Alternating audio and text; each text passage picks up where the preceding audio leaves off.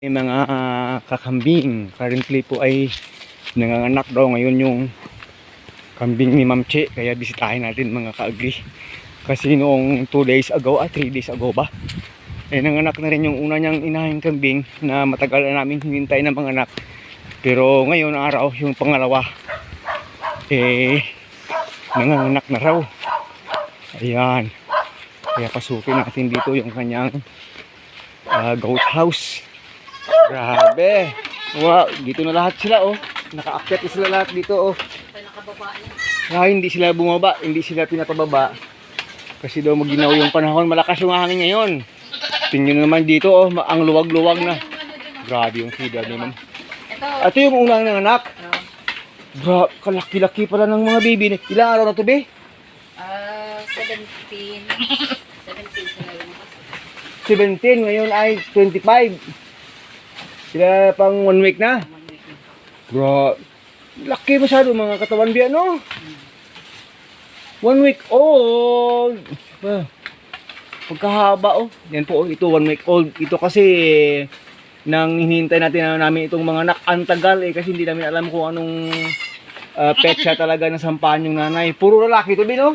Tingnan nyo naman mga ka-agree, oh. Grabe kalakas yung pangangatawan. Mga pogi. F1 na po ito. Yung tatay kasi nila ay pure breed na tawag doon Alpine. Yung nanay nila ay upgraded na native. Kaya po sila ay F1. Yun daw yung pagkakasabi nila.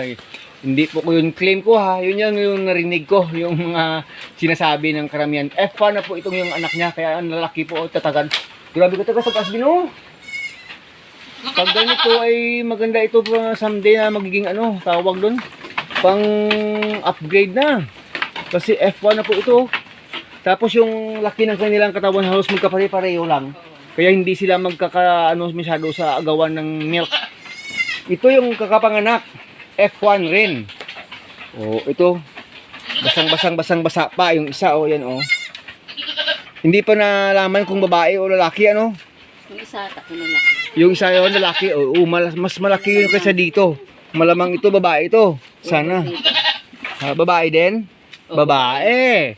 Kaya nga, ngayong araw kasi ay, ano, tawag doon? 25 ngayon.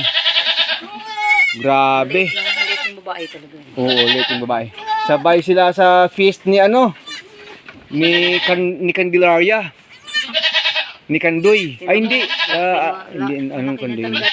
Laki talaga pag lalaki. Oh, yan. Lakas na ano. Ganda ng beddings mo, mama. Oo. Tingnan niyo po mga ka-agree. Kasi nakapaglagay siya dito ng dried talaga na, ano, na rice stock. Ganda ng beddings, oh. Ito dapat susundin ko eh. Maglalagay lang ako ng beddings pag, Ito, ano. ginawa ko naman para hindi maanuan ng hangin. Oo. Para hindi basta-basta maano ng hangin. Ba't nag-birth? Yan po. Wow! Congratulations! Kakapanganak na ngayong araw. Dumididi na, tinan mo. Dumididi na kaagad, no? Pag ganito, maganda yung panahon ngayon, Ma'am Che, eh, malamang na magiging maganda yung kondisyon nila. Hindi. At ito dahil may beddings po sila mga ka-agree, hindi sila basta-basta matamaan ito ng sobrang lamig. Kasi umpisa na po kasing lumalamig yung panahon ngayon. December. Malakas na yung ano ngayon, malakas na yung hangin. Malapit na kasi mag-December. 25 na tayo ngayon ng November. Kaya dito sa farm ay malakas na talaga hangin. Doon sa labas, tingnan niyo po, yan po. Palakas ng hangin eh. Akala mo minsan may bagyo. Yan po. Kaya maganda talaga itong ginawa ni Ma'am Che. Pinalibutan talaga ng plastic kabiring sa itaas para lang hindi masyadong makaano yung hangin oh. At halos hindi lahat na pinababa para po magiging malakas po talaga yung kanilang resistensya. Wow, ganda ng feeder mo, mama. Siyempre. Oh, grabe ganda. Pati meron siya ditong standing na tubig, oh. Puno ng saging. Tubig po yan nila. Dito sa kabila yung feeder natin ang kanilang pinakat malaking ano dito. Alpha na si lakas talaga dumidi ito, oh. Grabe din, oh. Kasi nga yung nanay nila, natutuwa ako dito kasi sa nanay nila, bago ito mga anak ko, grabe kalaki itong udder niya. Pero ngayon, bilis lang nila maubos yung gatas eh. Mga pin. Grabe siya, oh. Ganda talaga. 1 week old po yung mga ka-agri. Oh. Ang tatangkad, ang lalaki. Ang pupogi ng katawan, oh. Grabe, oh. Grabe, oh. Pag ang ganda, bino. Masyadong mabilis paglaki, be. Ang F1 na iyan. Talaga ito, pag masyadong nalagaan ng mabuti ng nanay ito, diyan tayo makakakita talaga ng malaking ano ni tawag doon, ni Alpine. O ito ay si Trise. Nabuli. Nabuli siya. Na ano yung paa. Malaki pa naman yung katawan ni ano ni Tartin. Yan, pwedeng buntis yan. Yung black na yan. Wow! Kakapanganak pa lang no. Grabe, bilis ka agad oh. Gusto ka agad dumedi agad oh. Hindi pa nalabas. Matagal yung isa bago yung nauna yung Yung malaki lalaki. oh. Matagal bago na labas yung isa na naman. Malaki yung agot ng space nila, panganak. Mga 10 to 15 minutes pa siguro. Yung ibang halos magkasabay lang yan. Ganon. Pareho sila ng posisyon. Yung Yeah, paa at saka yung ulo sabay. Sabay. Dalawang Dalawang paa na at saka kaganyan. dalawang oo. Ay, hirap to. Pero okay na rin ganyan. Pero minsan ka mas maganda na una yung dalawang paa. At Yung saka sa pasunod, bulik, oo. at saka pasunod yung bunganga para may mahugot mo yung paa. Tinaman, Ganda. agad sila. Hindi pa Ganda, masyadong oh. ano. Ang ganda talaga oh. O ayan. Pinag-iisipan ko kahit wala akong haystacks, baka kahit ng mga magkumpay ka ng damo na wag mong ibibigay, lagay mo na lang talaga pang bedding sa kanila.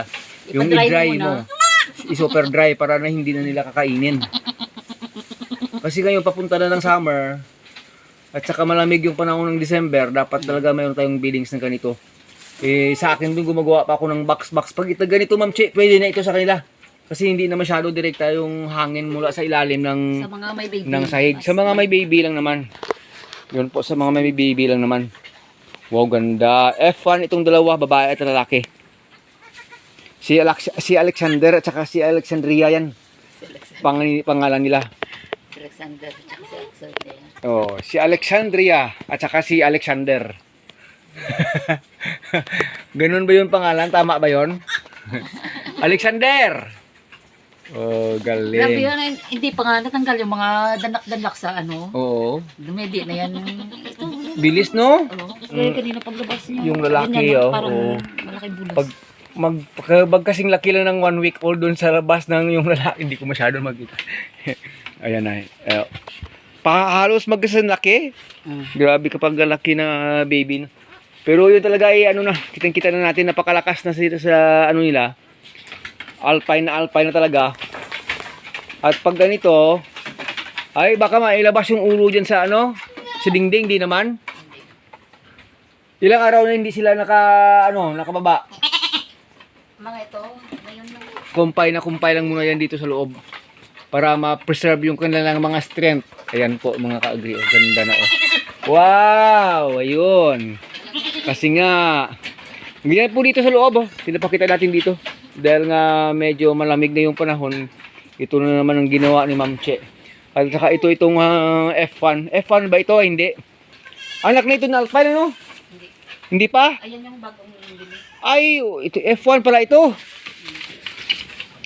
Yung F1, bagong bili. May manok ko dyan. Ay, may manok ko pala dito oh, naku. Naglilimlem. Hindi. Naku, baka maapakan ng kambing. Labas ka muna doon sa kabila. Labas ka muna doon kasi inaapakan mo kumpay eh. Ano ba naman yan? Yung feeder kasi ni Ma'am Che dito ay ayan oh, bahay ng manok. Nangingitlog at saka doon sa ilalim sa isang housing pa doon. Maraming manok nangingitlog. Kasi mostly ng mga kambing ay dinala na dito sa taas. Ayan oh, puro na sila pahiga-higa oh. Tingnan nyo, pahiga-higa na lang sila. Karamihan po kasi ay busog na kasi maaga pa silang nagkakumpay dito. Hindi nga naubos oh. Hindi nga naubos oh. Amo dyan, Flamenja. Plemenja nga. Saan mong kinuha Plemenja? Dati pa yun. Dito lang sa inyo? Binigay ng yung seed. Isa lang na tubo. O ginumpay mo na agad? Plemenja dyan sa may umang ni Tatagdani. Mayroon mga Plemenja dyan eh. Ibang klase ito. Ibang kasi ito. Hybrid, mas hybrid siguro to. Tingnan mo, malapad. Mas lalapad siya. Yung dahon. Saka ito, Oo. yung indigatera. May indigofera siya oh. Hindi na ubos oh. Wow. Sana all may indigofera. Ayan eh. may balunggay pa yan kanina. Ito po yung mga F1 na rin po ito. More on bower po ito sila. Mga babae. Ito po kasi yung mga next na magiging mga inahin na talaga dito. Nag-upgrade po kasi si Ma'am Che. From pure native, naging upgraded siya. At lahat na naman po yan ay mga upgraded na yung iba. At saka from upgraded, nag-upgrade pa. Mas lalong nag-upgrade, nag-second upgrade. Ito, ano na ito? Anglo-Nobia na ito. F3 yata ito, ma'am, no? Yung white no, F3 po ito. Expecting ito si Share buntis na. More than 1 month ng buntis, ma'am. Kaya ito, at the mid of March, mga anak ito. Kasabay doon sa kabila kay Don. Magkasabay po silang nasampahan ng tawag doon ng pure breed nating back dito dati. Nawala na dito dati, yung si Alpine. Kaya pag mga anak yan, ma'am, F4 na yan, ma'am. Kasi pure breed yung ano pure po yung nagsampa. Ito na talaga yung anak ng Alpine. Mini Alpine. Oh, kasi si Alpine na back natin, parang ganito talaga yung sa black na yan, no? Parang ganito talaga. Pero ito kasi ay babae, ano? Oh. Yung isa babae rin, ano? Wow. Pero ang itsura talaga ni Alpine na mula dito dati parang ganyan sa may parang ganyan, oh. Yan. Pero ito sila puro babae, kaya sila ang magiging next na mga bilis lang, ma'am, lumaki. Ilang buwan na to, ma'am? 3 months? Bilis lang lumaki, oh. Wow! Di ba talaga pa gano'n na? F1 na. Ito po ay F1 babae, F1 babae. Yung mga lalaki niya. Sila, Lem? Ayun, yan, oh. Ito? Itong unang. Yan, isang na. Ayan? Laki. Ay, parang babae yan, eh. Kaya tsaka ito lang. Ay, ito rin Alpine na yan, oh. Ito yung single, di ba? Ito yung babae na dati na single na anak, kaya mas lumaki siya. Kasi single siya. Ito kay Alpine pa ito. Kay Jack yung isa. Ito yung kay Jack. Ito kay Alpine pa. At saka yan, Alpine yan. Kaso mas more siya sa native. Hindi kaya nitong bagong panganak dito, talagang mas malakas yung ano dito ni bulas dito ni Alpine sa kanila. Kasi sa ano pa lang ng katawan, sa figure pa lang ng katawan, iba po ano. Tingnan mo yan, 3 months to, tingnan mo to, 6 na to. Oh, 6 to 7 na to. oh, 6 to 7 months na itong F1 na ito. Ito 3 months. Hindi yan F1, upgraded lang. Upgraded. Kay Jack yan. Oh, ay kay Jack, upgraded 6 months. Ito 3 months. Parang magkasinlaki lang naman, no? Kunti lang yung diferensya, no? 3 months at saka 6 months, ano? Lalo na yan. Magkasing laki na sila. Ito po ay single lang yan. 3 months old. Ito po ay 6 months old. Ayan po. Ito ay upgraded. Ito po ay F1. Yung tatay nito talaga sinasabi na natin yung si Alpine. Kaya ganyan po kalaki ng diferensya. Kaya nag-i-encourage po tayo sa inyo na pwedeng talagang mag-upgrade na rin. Kasi nga po, sayang yung oras eh. Pag magkasabay po silang ipinanganak, half halos diferensya. Kasi yung 6 months compared to 3 months, magkasinlaki yung katawan. So yan po, ito 1 week. Pag magka 3 months po ito, mas malaki pa yan dyan sa kanila. Kasi ito ay mga lalaki, mas mabilis pong lumaki yung mga lalaki ng mga kambing. Grabe, ma'am, no? Kakadidi na naman. Sana all, ganyan, no? Yung sa akin kasi, minsan lang magdidi sa umaga, bilis lang. 3 seconds, 4 seconds lang paghapon. Yun na naman, 3 seconds, 5 seconds. Yun lang. Sa native ko, wala na. Ito, kadidi lang, oh. Tingnan nyo naman. Wow. Kasi, napakaiba po talaga ng diferensya pag yung nanay. Malusog yung nanay. Pero baby, tingnan mo, biglang lumiit na rin yung dede. Kadididi lang. Halos 3 times yung laki niyan, yung bago manganak. Oo. Halos 3 times ng ganito kalaki yung ano niyan.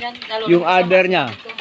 Ngayon, kasi malakas po kasing dumede pag mga may mga lahi na mga kambing, kaya napaka-importante na yung mga mother kambing natin ay marami talagang gatas. Kasi pag kulang sa gatas, nako, bilis lang maubos ng mga baby nila. O yan, ang tatangkad, ang hahaba ng katawan. Ganda talaga. Wow. Yan lang yung ano natin. Yan lang yung ligaya natin sa pagkakambing. Dito kasi, sa ngayon kasi, mahirap na ngayon magkakambing ng past 3 months ago dahil sa ang daming namamatay ng mga kambing dahil sa hindi magandang panahon talaga. Siguro, compare tayo dun sa may, sa Luzon area na palaging dinadaanan ng bagyo, malamang marami din mortality doon. Dito nga sa atin, maraming mortality doon pa kaya. So yun mga kaagri, maraming salamat. Sana po ay nakapagbigay po tayo encouragement sa inyo sa pagkakambing. Wag lang mawala ng pag-asa.